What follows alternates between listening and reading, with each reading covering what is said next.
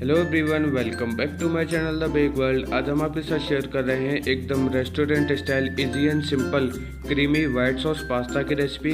उम्मीद है आपको ये रेसिपी अच्छी लगेगी। अगर आप हमारे चैनल पर नए हैं तो चैनल को सब्सक्राइब कर लें ऐसी इजी और सिंपल वीडियोज़ के लिए। अगर आपको ये वीडियो इन्फॉर्मेटिव लगे तो लाइक कमेंट शेयर ना भूलें। Thanks for watching.